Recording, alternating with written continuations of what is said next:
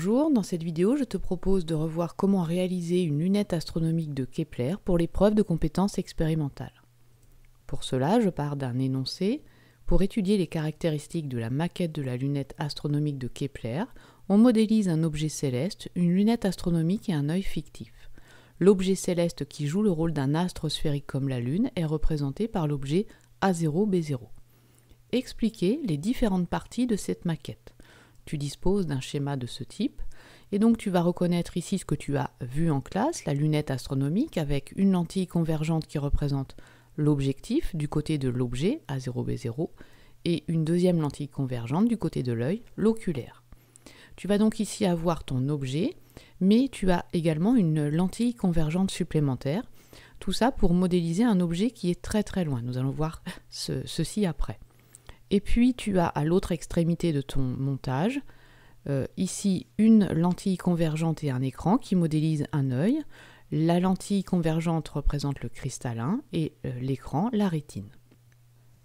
Intéressons-nous à l'objet lointain. Prenons par exemple la Lune modélisée par l'objet AB et un ensemble de rayons qui partent de ce point B.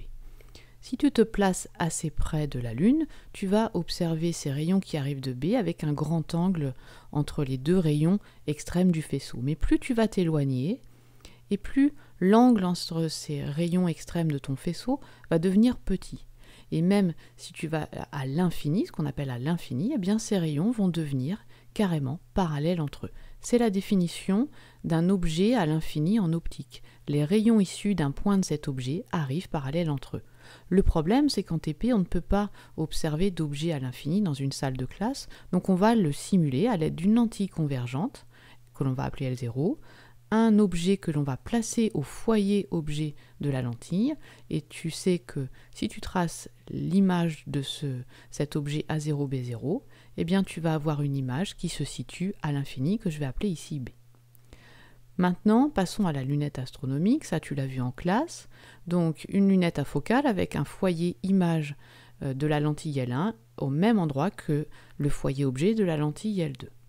Tu prends donc tes rayons qui arrivent de ton objet lointain, donc simulé, donc parallèle entre eux, et puis l'image va se former dans le plan focal image de l'objectif.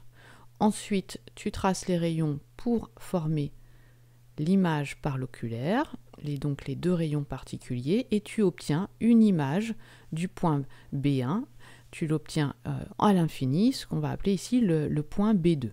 Attention, suivant les TP, ce ne sera pas toujours les mêmes lettres. Si tu observes sur ton montage l'image B2, eh bien tu vas donc utiliser ton œil, mais le problème c'est que tu ne pourras pas former cette image sur un écran, mais cette image va se former sur la rétine.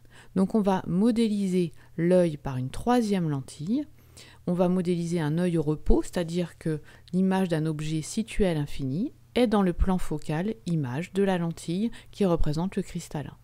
Donc tu vas utiliser donc un rayon particulier qui passe par le centre et l'image se forme dans le plan focal image.